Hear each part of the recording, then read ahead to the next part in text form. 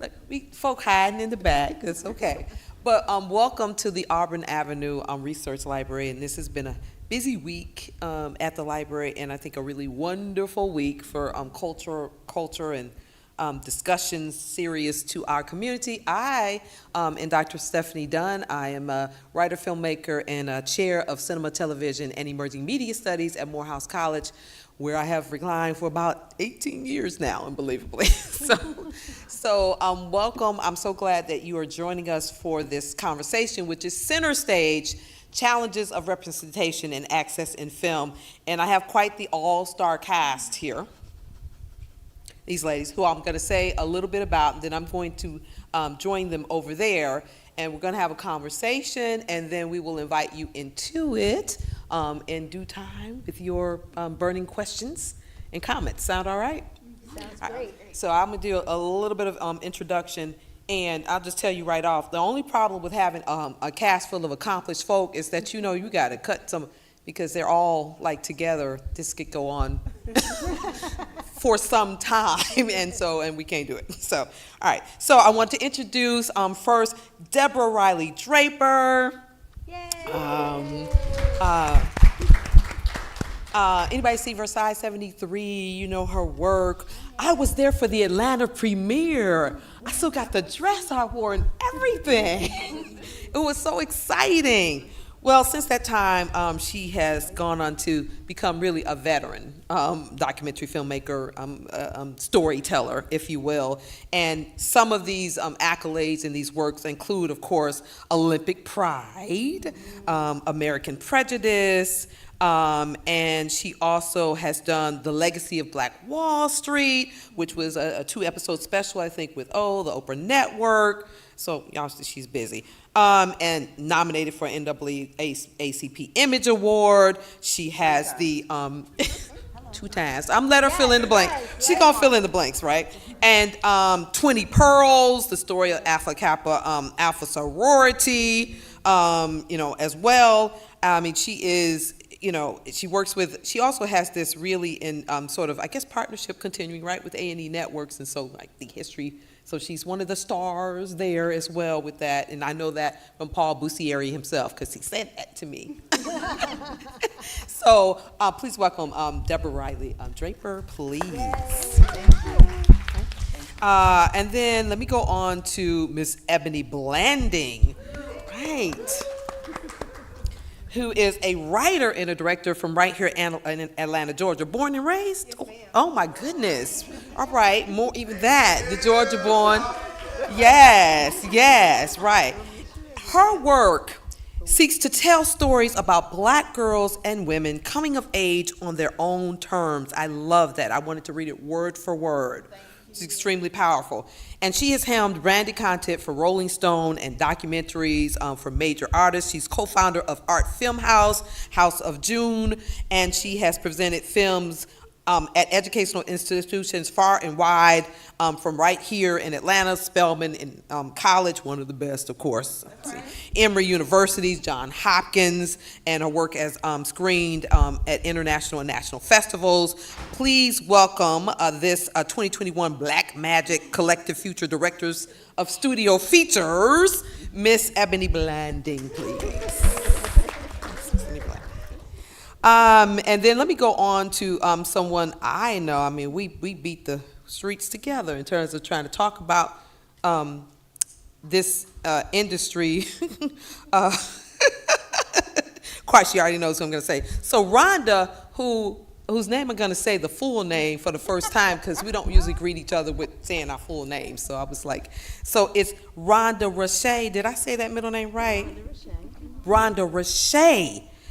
Penrice is a veteran writer, a veteran journalist of popular culture and film in this industry, and her work has been everywhere, y'all, from the Hollywood Reporter to the Atlantic to the Wrap to the Root to NBC News Think, and she is the author of African American History for Dummies, okay?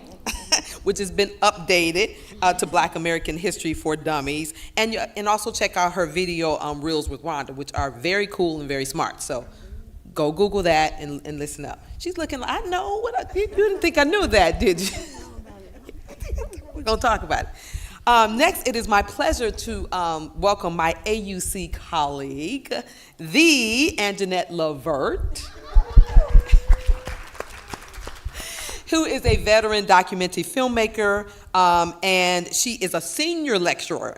She's been my colleague for the last few years. We have been in the trenches. She gives mightily to students, trying to introduce them into this industry and to provide them with opportunities to learn and grow as a senior lecturer of documentary filmmaking at Spelman College. And recently, she won a Peabody Award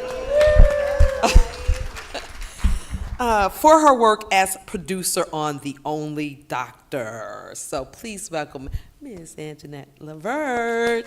All right. Okay, so I think we are off and running. Yeah? Let's try my, hello, mic check. Turn it on. Okay. I'm so loud. Oh, there we go. Yeah. Hello. Can everybody hear? Yes. Wonderful. All right, ladies, so after that long intro you made me do, right, let's get started with our conversation. And the first thing I want to do, I mean, this is envisioned as a conversation about barriers, challenges, but also your story. In terms of your career in storytelling. And I love this because we're talking about representation behind the screen. Often it's kind of about on screen in terms of roles, but I love that this is about filmmakers off camera as well, trying to do this work and to tell stories that we don't often get the attention, the autonomy, you know, the check.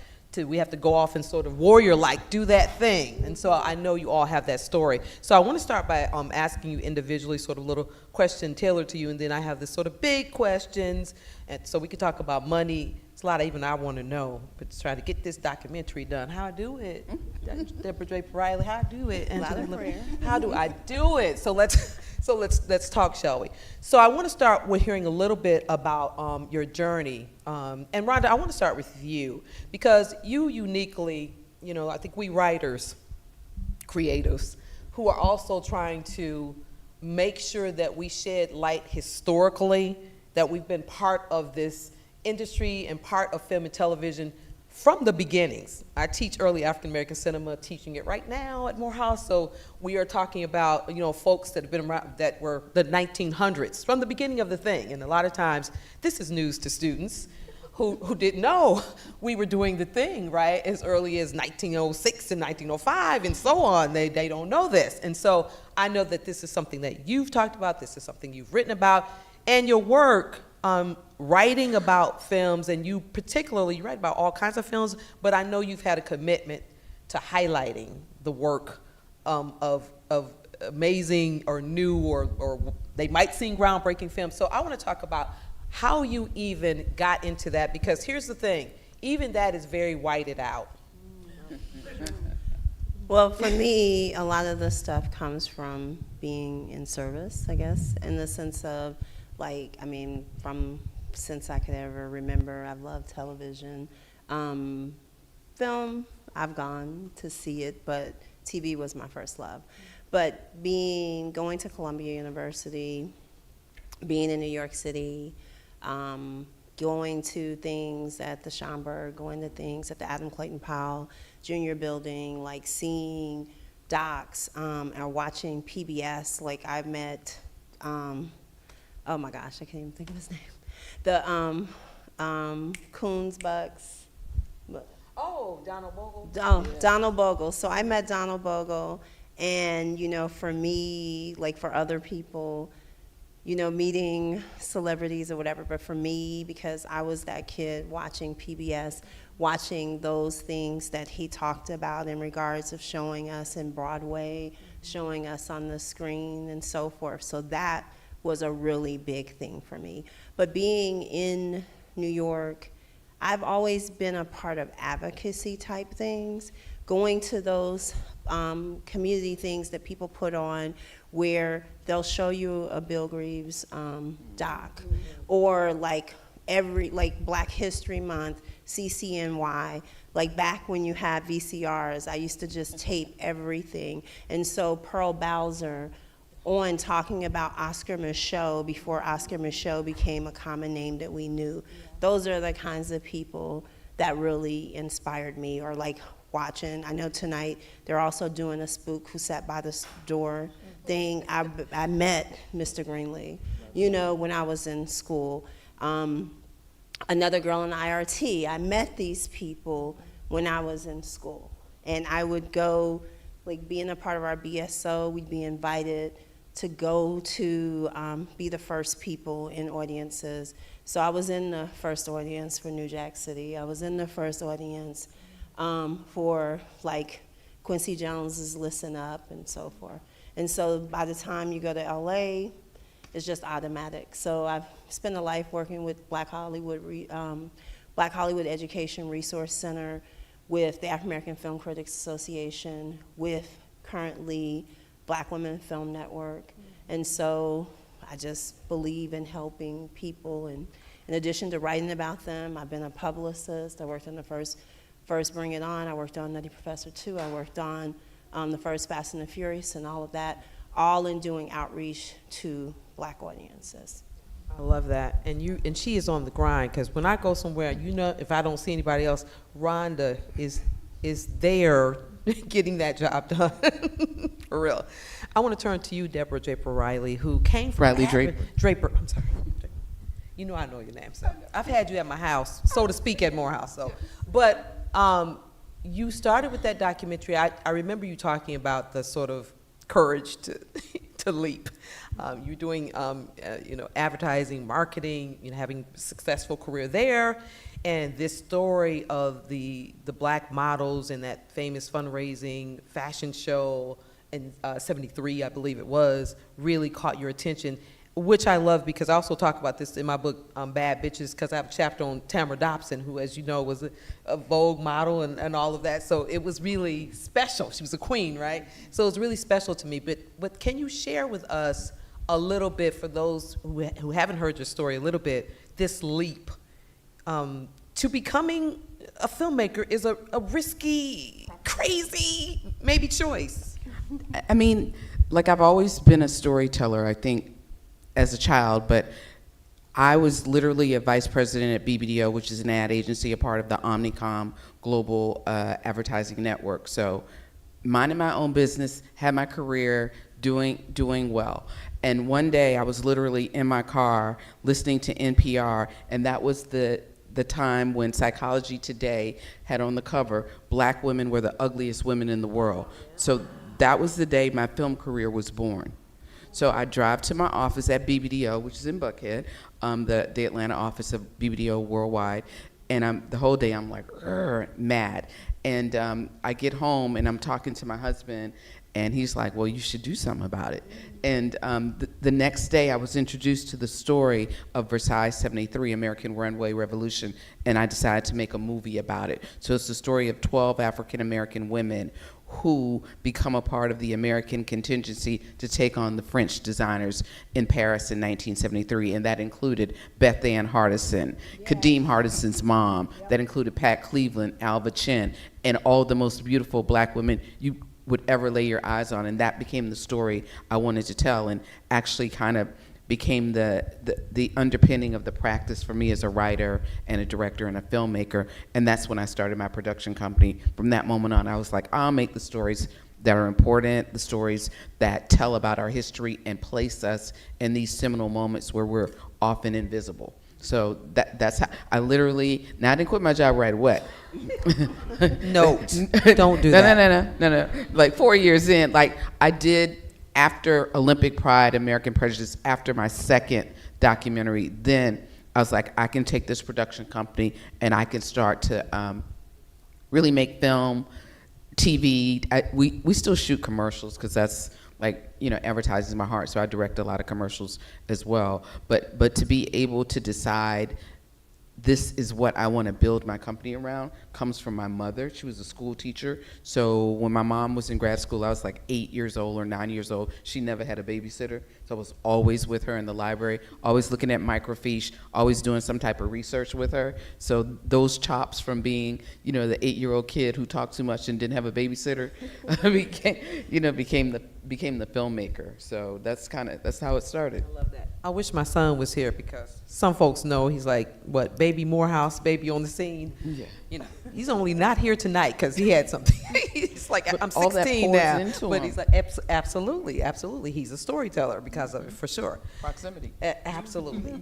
So, Ms. Blanding, I want to go to you because you've done some really interesting, innovative initiative organization founding around this whole commitment to Black girls, Black women telling stories. I want to know how that evolved to you sort of establishing those and sort of really going full force with owning that identity. Yeah. Oh, is it on? I think it's on. Maybe not. Oop, there we go.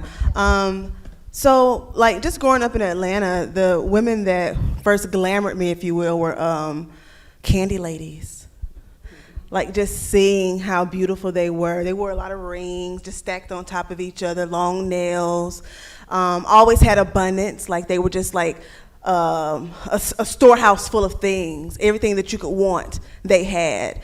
And so early on, I just really admired them. I admired how they always got their money.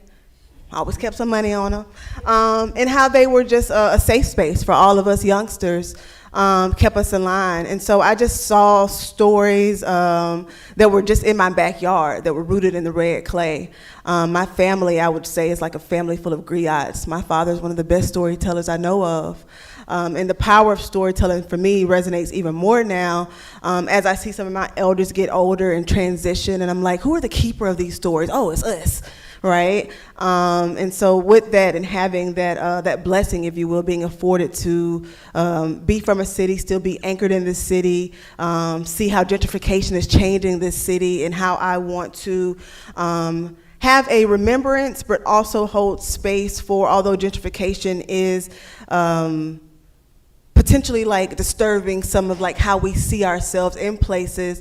We're forever etched, if you will, in the tree, how you like etch your name. So I feel like any piece of work that I do artistically here allows me to add to that canon. And in particular, when it comes to Black women, they've always been such a light. I was telling Deborah backstage, I was like, you so fly. You know, like, I'm just so blessed that I just know so many incredible folks, but in particular Black women. And so I've never not seen opportunities for myself just because I've seen the spaces that we walked into and the work that we've done. And I just want to add to that. So yeah, telling stories about Black girls and just like how we grow up, how we're protected is something that's very important to me. I'm a daddy's girl. And so I always tell folks that my dad raised me as a son, S-U-N. You know, it wasn't a place I couldn't go into. It wasn't a thing that I couldn't do because he was just like, you're my sunshine. You can do all things. And so I think that like as we start to do documentary work and as we start to also do work that lives in Afrofuturism, and allows us to anchor in those memories, but also like see ourselves in present tense and also future is something that I'm really always excited about. I love that. And last but not least, Anjanette Levert. I remember first meeting you, and she sort of has this, she downplays a lot, and we do that, right, wrongfully, how much we do. And she does a lot of work, and we've teamed up. We teamed up to bring Beth Ann Hardison, Yes, and we sat together last fall. But Yeah. I want you to share a little bit about the journey to the Peabody, ma'am. Into documentary filmmaking as your career. You always still say, I'm a documentary filmmaker. I know you've been in Spelman, sharing the wealth, but you start with that always, that you're that first. Yes, so the journey, well, this journey is like 25, 30 years in the making. I mean, I started off in journalism, and, you know, similar to Ronda, I was just also thinking about, it is about service because we need to be in spaces, and if we're not in spaces, then like who is telling our stories, right? So it was really a service of people need to be recognized, and I have the power to do that through my writings. And then I discovered documentary, and I said, oh, this is so wonderful. I can, you know, pull together, context and images, right? And because I think that that's what documentary affords us, is to give context and pull together like these, connect the dots for people, right? Because you know all these various things, but then to connect the dots, somebody really has to take the time to do that.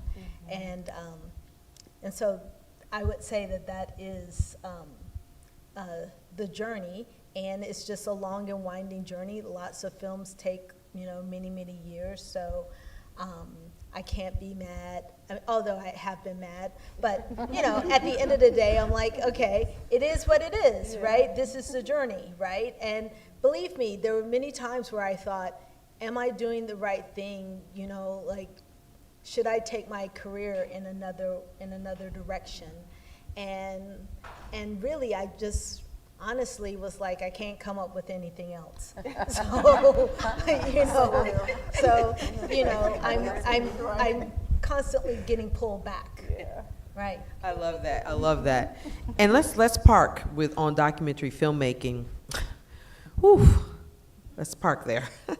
Let's park on the economic and the time demands and challenges of stepping into that space, shall we? So I know you all have pearls of wisdom that are hard earned from doing your own content and sort of forging that path. So if you could share, and maybe we can start with the question of the challenges.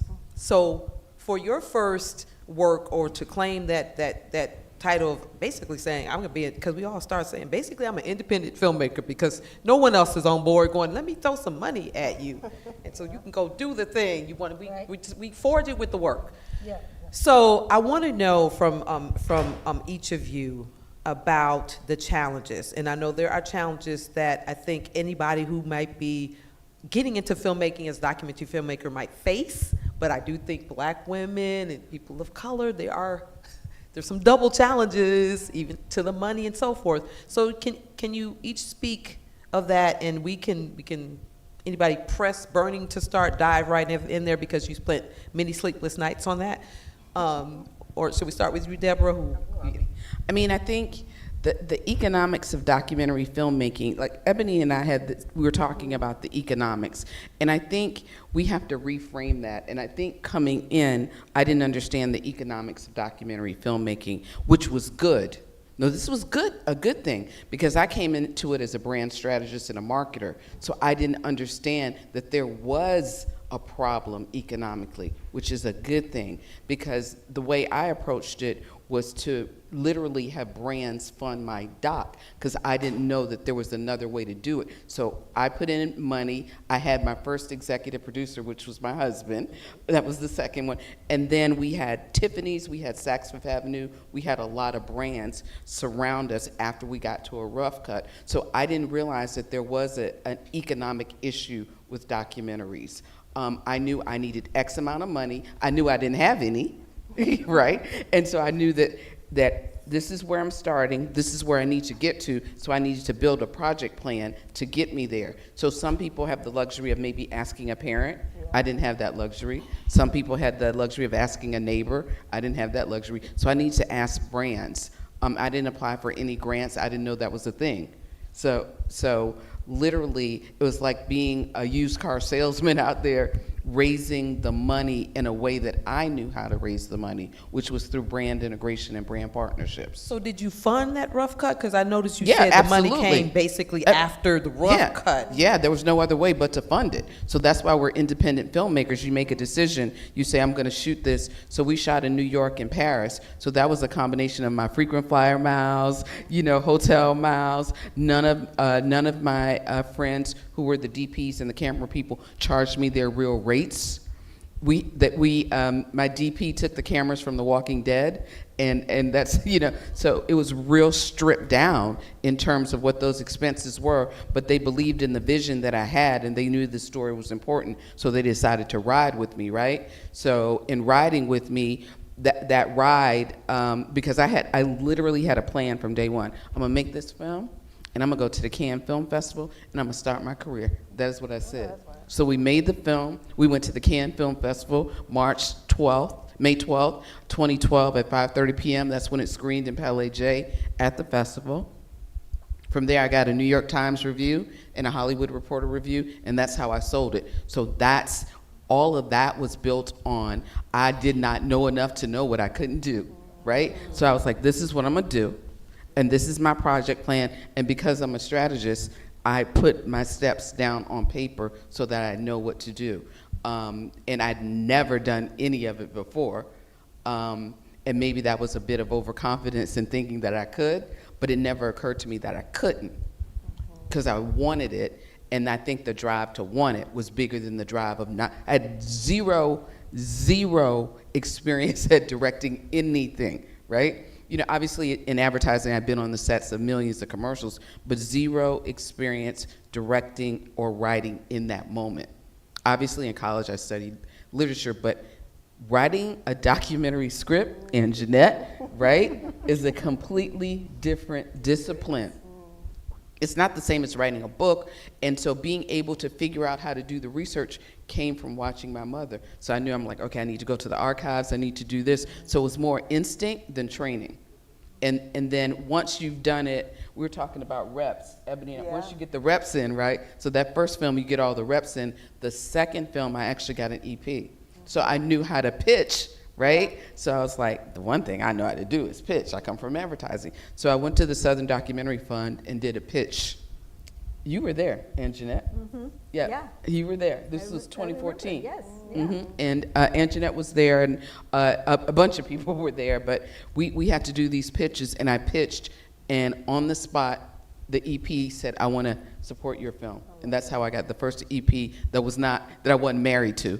You know, my first EP it's progress. It's progress. The first EP I wasn't married to. But had it not been for having courage to do those pitches and to go there, where would I have gotten? She invested $250,000 in Olympic Pride. Wow. Yeah. So that's the budget, right? But that's doing a film the first time and deciding I'm going to take it to festivals and getting it sold. And getting it sold wasn't an easy process. It was 1 million phone calls. We did a 4-wall, which meant we put it in the theaters ourselves. But putting it in the theaters ourselves was part of the plan, because I put it in the theaters because I wanted to qualify for NAACP Image Awards and the Oscars, right? So you have to have a theatrical run. So we learned how to do a 4-wall, literally, in weeks, because I didn't even know what a 4-wall was. And tell them, because they might, somebody. Yeah. So a 4-wall is when you literally don't have a studio distributor, and you take your film and you put it in the theaters. Literally, you pay to put your film in the theater, you put in all of the marketing, you do your one-sheets, your posters and everything, and you give yourself a theatrical run. So in our company not only produced it, but we acted as our own distributor so we could distribute it as well. So that way we could be competitive as a doc, because we didn't know we couldn't. So that's Ignorance is bliss. Ignorance is bliss. But it also removed the barrier. Because had we known what it would have taken, we would have never done it. Yeah. Would have ran. And I'm going to come back to you in a little bit on something, but I want to go to you, Anjanette, on this in terms of those economics, because you've been forging as producer and all those roles for documentaries for a really long time, including the recent one. Yeah, I would say that most importantly in this journey, in this most recent journey of producing this film, is that really realizing that this industry is ostensibly built on sand. You know, it is not made for, it's really only made for rich people, to be fair.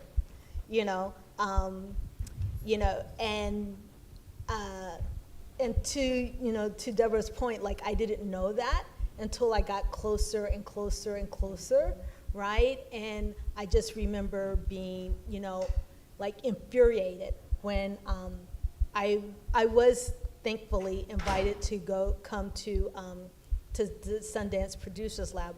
My film wasn't picked for that, but someone said Levert needs to be here, and they, so graciously offered me, I was on a panel, so that's how I could be there, right? But they also let me pitch and everything.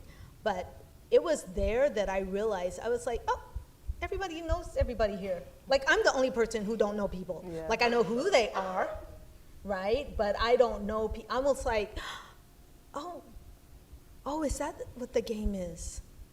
Okay. And I was just, you know, one of the sisters there was like, are you okay? I said, I am not. I am not.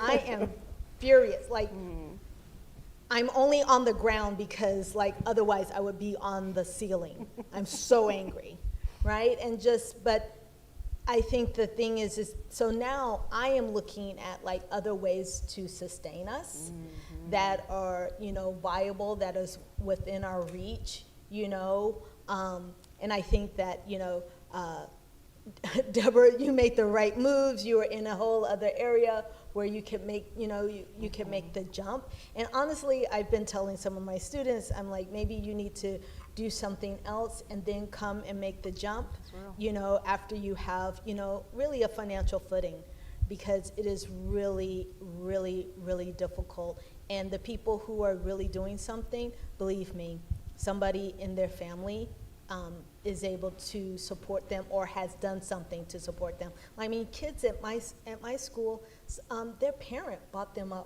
apartment. So then that means, like, that apartment is paid for, right? So you don't have to hustle in the same way, right? You can take the time, you know, maybe they're still eating, you know, peanut butter and jelly sandwiches, but they don't have, you know, they can eat peanut butter and jelly sandwiches and just crank script after script after script until something hits, right? So, you know, really, so right now what I'm seeing in the documentary industry is definitely like a reckoning of, like, this does not work, and we need to, you know, certainly with people in underrepresented, you know, who have been underrepresented historically. There's this organization called Color Congress. They are definitely working on, like, we have to come up with something else, right? So, and Color Congress is a group that is an umbrella group, is an umbrella collective for nonfiction and documentary groups across the United States, and actually I think also like Puerto Rico, Guam, for underrepresented groups. Yeah, working. So they're coming up with something to be continued. I'll let you know when they come up with something, but they are coming together as a group and saying, you know, really, it's the distribution. Sure. It's the distribution, right? So. And I probably would argue with that. Yeah, 'cause Well, it's, I mean, I don't know. Let's have an argument Yes, up here. yes, please. well, I was just gonna say, like, don't know if I the, agree. the producer credits that I've gotten in the doc space have come from being commercial things. So, I have to fight for my producer credit on the Freaknik doc, because a lot of times in this space, people who are coming from that end don't respect research. Yeah. And you Absolutely. don't have a story in a doc if you do not have research. And so a lot of things, even in that particular doc, for me, I was always like, the story of Freaknik is the story of the AUC, is the story of Atlanta. It means that when I go to research, I went to the AUC library. Because if you're gonna go to mainstream sources to talk about Black people, all you're gonna hear is negativity. You're not going to really find out what the real things are. So when you come from that perspective, or knowing people and seeking out what the truth is, a lot of times, especially when you're dealing with networks who have decided that they're gonna make this, it's still, again, people are a lot of times are looking for the story that's been told before. A lot of things, when it comes to filmmaking in general, it's a lot of formula out here. And if you're always approaching this unique story in the formula's work, you can't break ground and tell the stories that matter. And to document the time that you are in and put in context the time that has birthed you and the time that you're going to, if you are following what the market forces are. Because the truth of the matter is, these people don't know what they want. I want to let Deborah chime in a minute on that disagreement, but to your point, Rhonda, that you just made, there's a lot of undervaluing of the contributions, particularly I find, as a Black woman, that you make to people as they're doing their work. I mean, I often find it seems like I have to pour more energy, I'm pouring more energy or giving more stuff that I see people are getting paid for than I am to my own stuff, because they're lending on my expertise. I've provided them with, I've basically rewritten that script. I've told you where you didn't get that right historically, check X and Z source, and then to realize people get paid for that, but you haven't, the producer credit's missing, you haven't offered. I have people who call me that ask me to call my friends, especially now, being a person that came from 90s hip hop or whatever and knowing different people. And people think that you should go and book people, which takes time, and not get a dime for it. It's wild. Yeah. No, they do it all the time, and I'm like, I'm not gonna do your job. Yeah. Like, that's your job. If it's easy for me, and depending on who you are, I might do it, but otherwise, that's your job. Credit and pay is important, and I think Black women, so often, we do, it's like Zora Neale Hurston and Their Eyes Were Watching God, when Nanny said, Black women, the mule of the world, as far as I can see. Now, maybe it's out there in the ocean, and it's very true in this industry. And remember, it was true of early Black women filmmakers. You got to check Oscar Michaud's wife and Alice them and so forth, who were doing multiple roles in the making of those films, writing, getting the costume, all kind of when you're work. securing locations, these things are like a part of producing. I have friends that I do argue with. It's like, you are doing producing, you're not getting your credit. Well, that's what I mean about the reframe, right?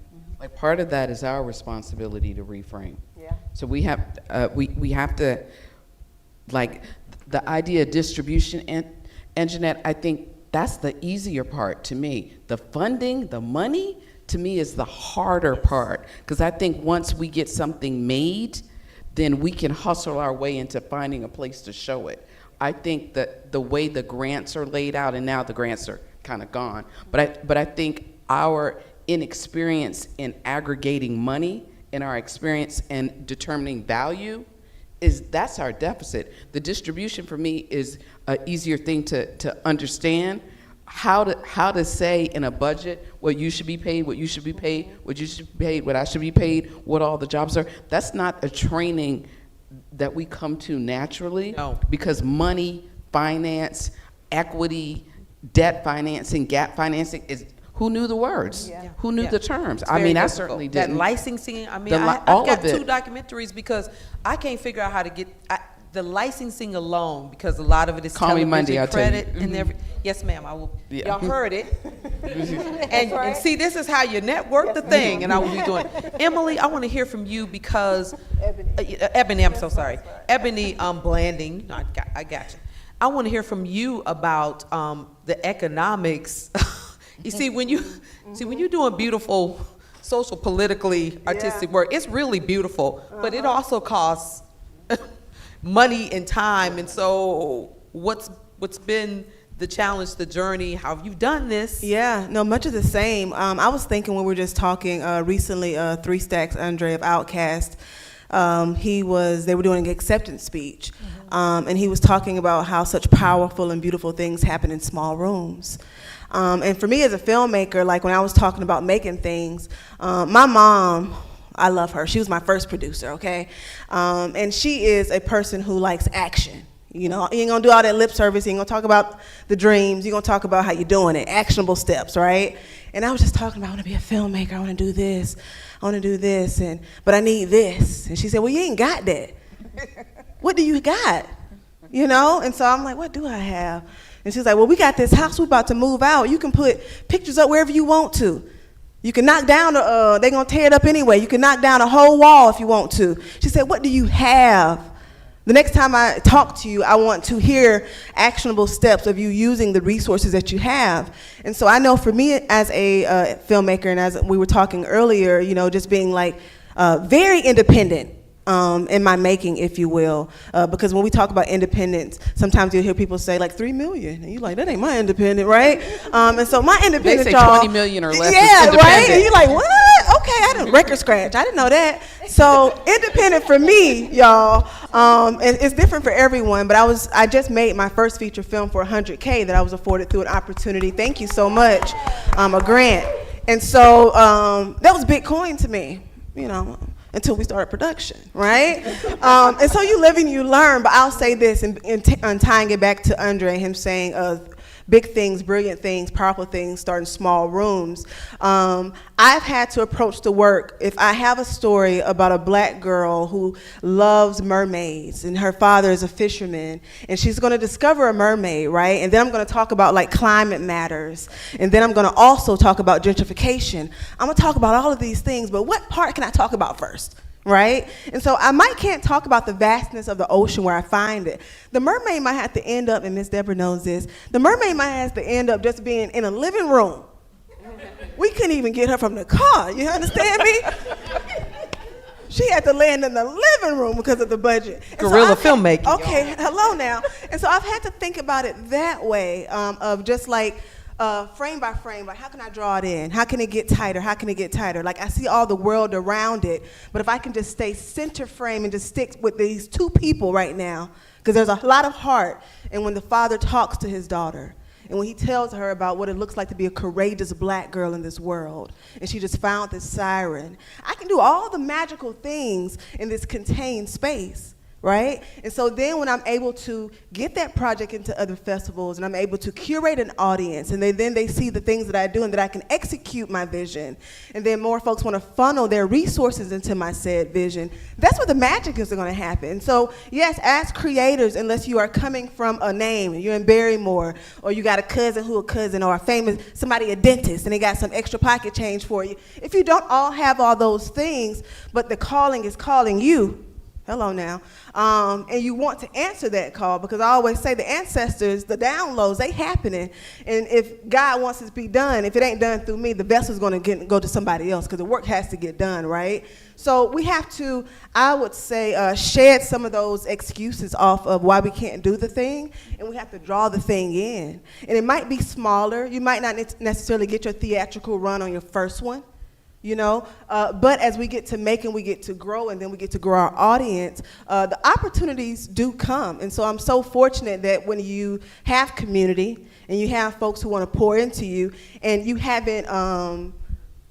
not misused community, okay? And also too, you've had other opportunities when you've been on other folks' sets and you've PA'd, when you wanted to be in the director's chair. Deborah can call me right now, and I'm going to be on set as a PA, okay? Facts. Because I just know the power of the work that's going to be done. I know what I'm going to be, the downloads I'm going to get, the learning experience. I know how she is protective of creative energy and time, and so I want to be used. So all of that to say is that sometimes we just have to approach it through a different lens, but don't forsake the work. But that's the She's thing one of the that most we always brilliant have to do. distribution minds. Go ahead, Anjanette, I'm sorry. But I'm saying it's like, but that's the thing that we always have to do. Like since what, the 1800s? Yeah. Right? Yeah. So like when do we get our turn? Right? When, you know, how can we, you know, my whole thing is I want to make it easier for you. Yeah, please, can you? Right. Well, but that's what I'm saying. It's like, but there also comes like a recognition that like, this is a very closed community, you know, and I think that, you know, by us entering it, we're able to share with other people. So that's what I mean by, you know, there was a serious discovery, you know, all these years into it about like how this industry actually works. Yeah. Right? So, but we've got to get to a place, you know, like I can't do the whole life thing with the hustle. Yeah. Right? I'm getting tired. Yeah. Yeah. And I think both of you said something really powerful. You know, I was going to ask all of you to, before we go to our audience here, to give one of the sort of pearls of to-do. And so, of course, Ms. Blandon, she did the thing. She dropped all of it. She did it already. And Anjanette, what you just said is really powerful, because we do sort of, we have this yoke of that whole superwoman, super like, oh, we can just hustle forever. We can work from behind forever. There's not a lot of time or a lot of space and place where perhaps we're talking out loud about the fatigue, the burdens of like when you really have to push that mountain, so much of it, right?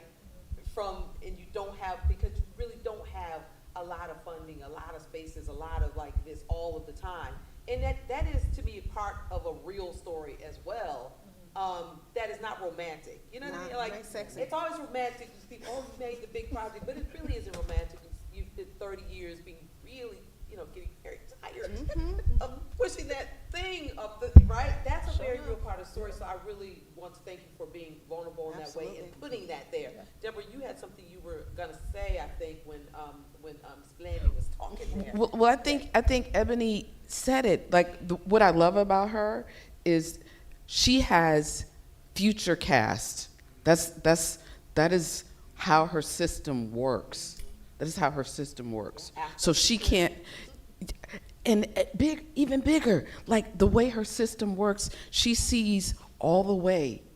So she doesn't see the barrier here. She sees the finish line there. So the distribution for Ebony might be in the backyard where it's projected on a sheet today. That's right. Then it might be four-walling tomorrow, and it might be in Greece the day after that. So, and that's what I mean about distribution. Like, I don't see it, because when I was, I think you know the story. When I was applying to the Cannes Film Festival, someone said, ooh, you should apply to the Rome, Georgia Film Festival. You're a first-time filmmaker, you won't get in. Maybe, but I have to see beyond what somebody else sees for me, right? So maybe I get in, maybe I don't, but I have to see beyond the barrier, because if I focus on the barrier, I will cry. And I will go hide, so, but I think she has the best chemistry for what the future of independent filmmaking is, because she has no fear, none. Yes. And she has imagination that will take her far.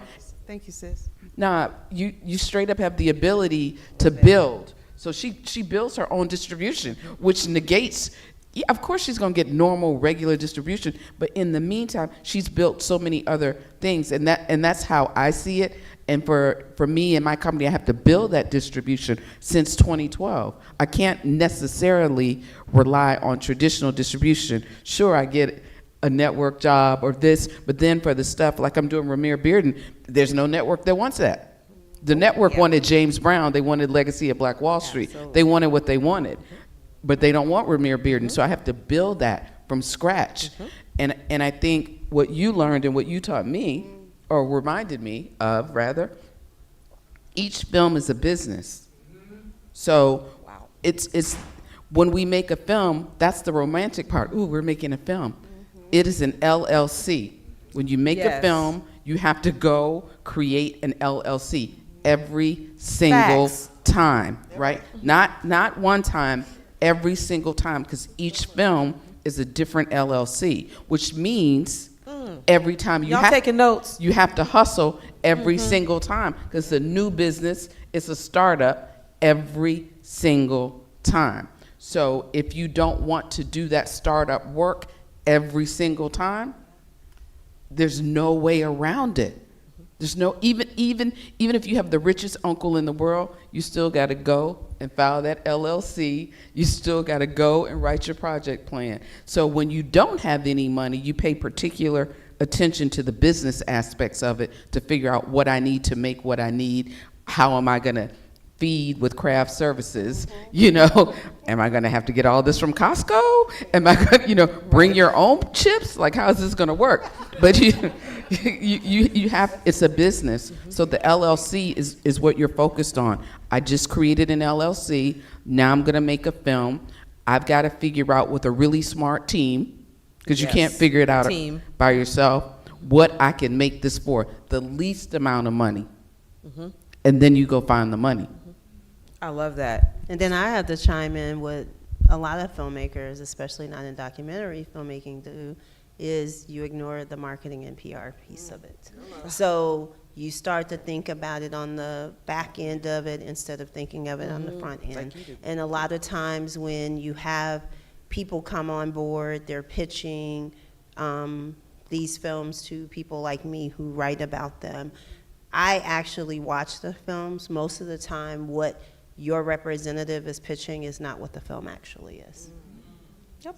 So you're not in the right places because they are not being presented in the right way. And you have to, anything, just like when you go to build a documentary or whatever film you're working on, you have to have a plan of how you're going to get people to see it. I say this to Black people all the time. It is nice that we as Black people will go out of our way to support your project. Yes, it's artistic, it's all of this. At the end of the day, it's still a product. You are asking people to invest their time and their money. That means that you have a responsibility to communicate that it's out there. And that doesn't happen a lot.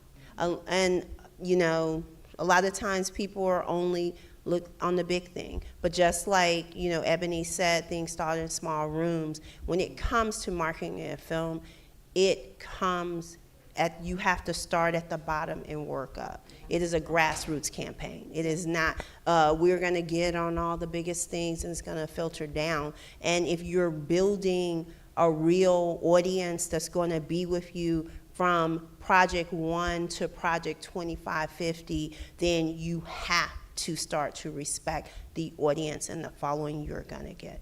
Yeah, I love that.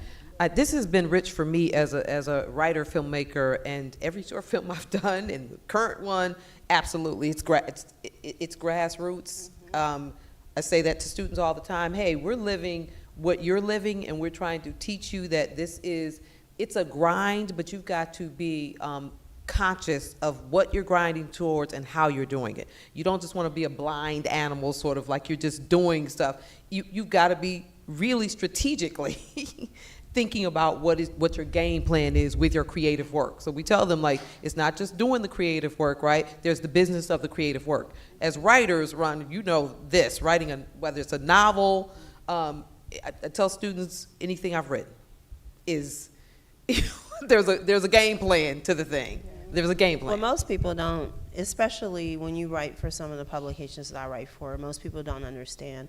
A lot of times, if you see something by my name, it's because I fought for it. It's not because somebody thought, oh, this would be great or whatever. It's because I saw something and I am fighting for it. I am the one going, hey, you're trying to, like, oh, yes, I write over here, but this is where you need to go first.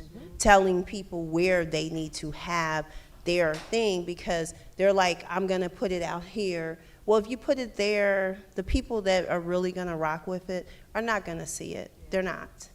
So you have to go through all your different things. If your doc is about something very specific, well, most things are. I mean, all great stories, like Ishmael Reed said, every local story is not a great story, but every great story is a local story. And that's the same thing when you're building what your campaign is. And you have to, like, and a lot of times, again, filmmakers will pass off the marketing and PR because they're tired. But you have to put it in there because you have people who are running and giving, like, the way they've written your notes, the way they're pushing what your project is, and then you watch it and you're like, it's just not this at all. This is where you need to be and all this stuff. And people, we just have to get serious about it if we're gonna really accomplish something. Well, let's hear from a couple folk. I saw your hand up first, and you know I'm coming right to you. If you will stand. Yeah, yes, ma'am. I saw you. You want to come to the? I think that's on. If it's not, I'll come over there. Yes, ma'am. Thank you. I don't think it's on. Yeah, there's a little. We're gonna do some tech check here. It's coming right there. There we go. It's coming right. Testing. There, she's got it. Testing, 1, 2, 3. Okay, great. Hi, I'm Luna. I'm from Atlanta. I do a lot of different things, and but some of the things I do write about film. I also do film programming, and when I have time, I make films. But I'm curious, you know, about this concept of like the short, like the shorts angle, right? People say, oh, you make your short, people like it, it gets attention, you can make your feature. And I think there was an example, actually, of the film, if we're familiar with it, last year with Honk for Jesus. That was a short initially, that was at the Atlanta Film Festival, we all know. But I'm curious from y'all's perspective, do you think that's still a pathway that's still applicable today? So let me jump in there real quick for that, and then I'll pass to Deborah as a person who, so let me make this very clear. Short films in that genre is to be respected because it really is a genre and a beautiful genre onto itself, and it is very hard.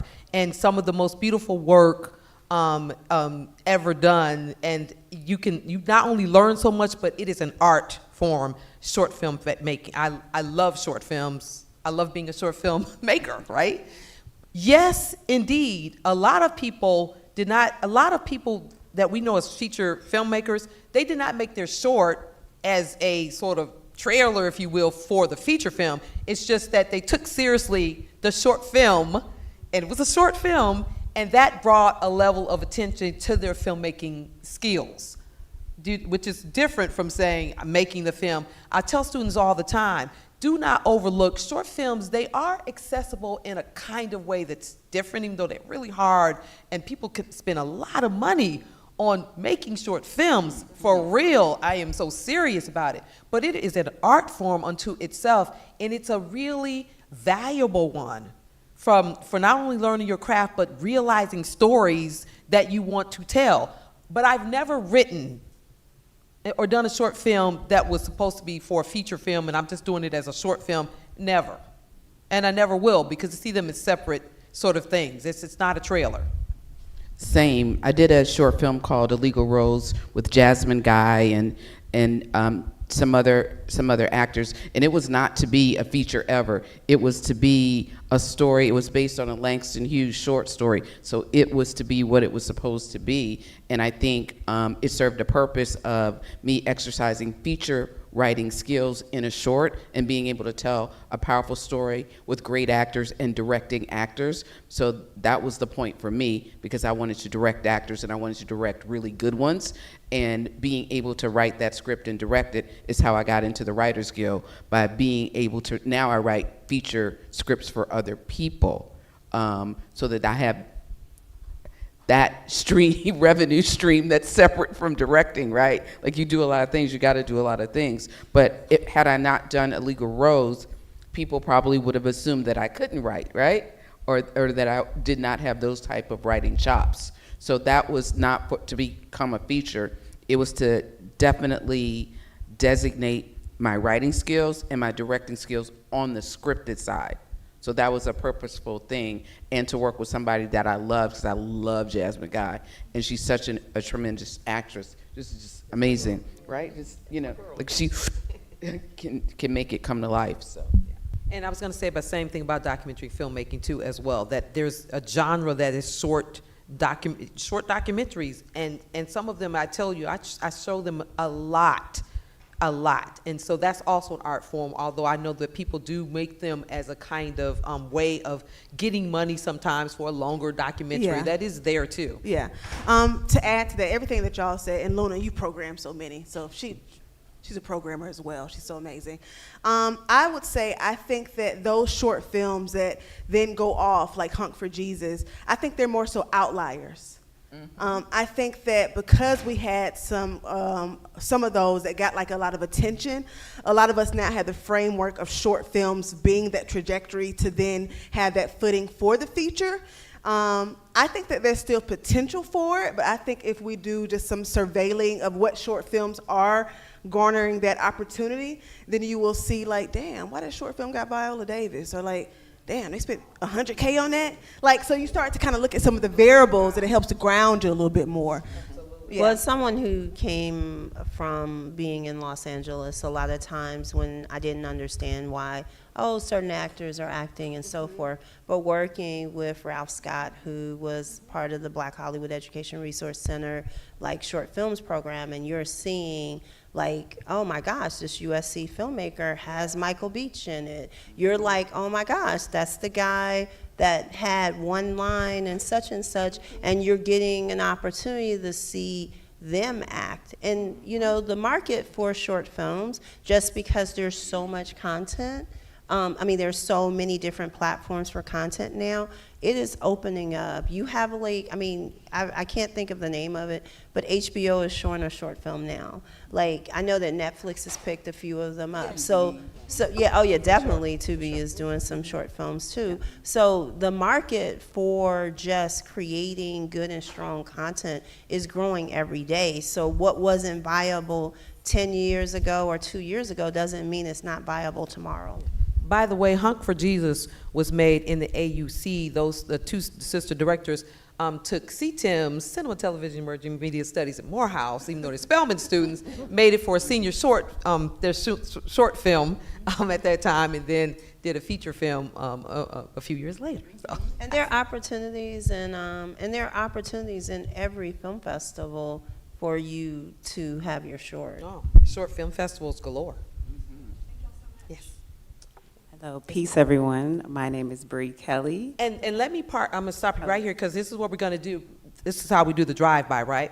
I'm gonna have you both ask your question, and then whoever can respond to that. Can we do that? So if you ask it, and then please, ma'am, step forward and ask yours. Everybody record the first question. Okay. Well, mine is it's more so like a research question, but so I'm a writer-director. I just completed my first sci-fi thriller, Sunflower. Woo woo, and I understand everything you guys were saying as far as making it happen with what you have. So I'm currently getting my master's in Africana Studies at GSU. And I just wanted to ask, what is the importance of history, research, and Africana studies when it comes to filmmaking, whether it's short projects or documentaries or just feature films in general? I will not be forgetting that question. Seriously. Professor historians. All the historians. Hi all, my name is Angelica Gilbo. I just wanted to thank you first, ladies, for even being here and inspiring us. But my question for you is, I just finished up my short film. It'll be debuting actually here in a couple of weeks. And it has to do with, thank you. It has to do with Black motherhood and also Black mothership. It's a short. But I realized when I was on the set, I realized that me being a Black woman, writer, director, my actresses being Black women, all the crew were white males. My day job, I'm a broadcast producer at a university. Not only am I the only Black person, but also the only woman on the team. I try to do mentorship with my students there at KSU because I want them to see what I'm seeing and they know how to handle these situations. But what would you recommend to me, or any advice when it comes to taking up my own space in these environments, and also how can I bring up more women of color into these spaces?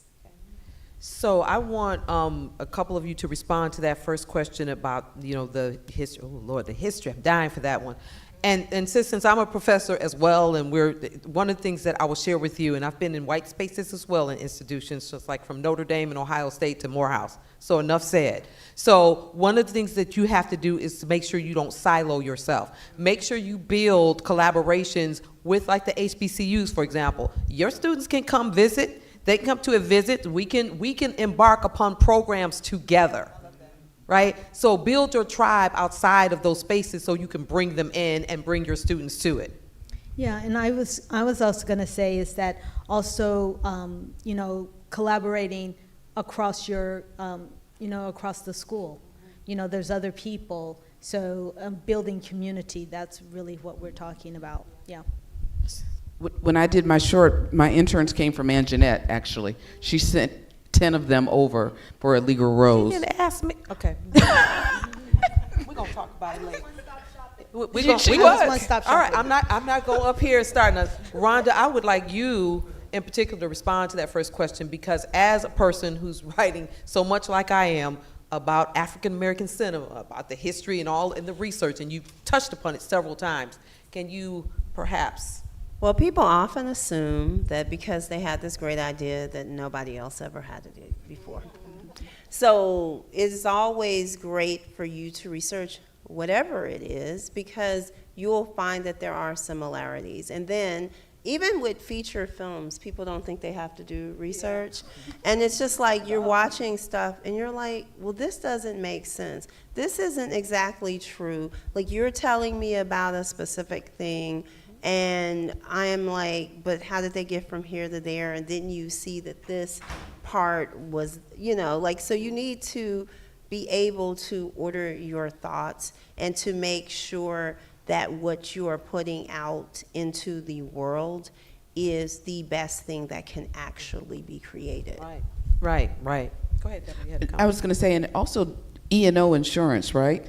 Errors and omissions. So fact checking and research is critical, because when you get ready to clear your film, feature or documentary, right? Your film has to be cleared. So it's not going to clear if the information isn't correct. So you can have a distribution deal, and then your clearance can hold you up because you can't pass your E&O. Legal implications. Legal implications. Legal So the research is critical. Obviously, on the documentary space, that's what we do. We start with the idea. From anywhere from the Schoenberg to here to everywhere, you're gathering information. Even if you're building characters on the feature side, you need to know time, place, era. What were they wearing? Like if you were shooting something, and even though we may be scraping it to make it, if you're shooting something in 1940s, your main character shouldn't have on Guess jeans. I mean, it's just, And also, but you even know, when you're going towards the it future, shouldn't. there are certain things that need to make sense too. It has to make sense, time, place, era, everything. So I have to bring to the close because I'm getting the minutes time. Go ahead, Ms. But just really quickly, but also thinking about by having that research is that you're also able to make a more contextual and fuller story. Absolutely. If you think about it, that's why we all love Sinners. Yeah. Don't be. Why was I? Will you stop being? I'm sorry. I did why that did she at do the that? right She time. reads my mind. I was going to say, just study Sinners. I was, Hannah is a dear friend of me, Hannah Beekler, who is the real beast in the writing and Kugler camp, and he knows I'll say that to him because she's the production designer, the Academy Award production designer, who put together the production design for all of his films. And the Sinners, the research, the level of research about fabrics, right? About wood on the shed that you see in Sinners. Her research is so detailed, the musical research. The film does not exist, right, without the respect for all the research, that is done before they ever arrive to set. Because she literally, down to the vertical slant in which the sun comes in, there is a mythological African implication to why Hannah put that together like that. You feel the authenticity. Absolutely. Yes. Yeah. So that was a great question. Thank you, Auburn Avenue Research Library. Oh, yeah. It's not a question. Wait, I now Victor want to Simmons thank is y'all not my real quick. fault. Thank y'all real quick, Queens. I challenge. I know y'all said something about maintaining the stories, and I think as our griots or our jales, as they transition, we lose the stories if they're not written. I want to challenge y'all to write down some of the information. Y'all were dropping gems, and I'm like, if they had a book that y'all had and say, here's our book, and true. here's all the information right here. True indeed. So you ain't got to question nothing. Here's the book. I'm not mad at that. Okay. I'm not mad at that because I know it's a task. I I know it's say- a task, but I will support y'all. Help, I just whatever have that to say looks something like. about this concept of the griots passing on. Like, my understanding is it's always meant to be passed down. So you can't keep something that dates back centuries to the African continent if nobody has trained the people to step up. Ashe. well, that's enough of the mic dropping from Ashe. y'all. And that's Thank you so much. Thank you so much, Anjanette Levert, Ebony Blanding, Ronda Racha, Deborah Riley Draper. Thank you so much, and thank you all for coming. Appreciate you all. Thank you so much. Thank you, Auburn Avenue, Victor Simmons, and all staff. Thank you so much. Okay, so I'm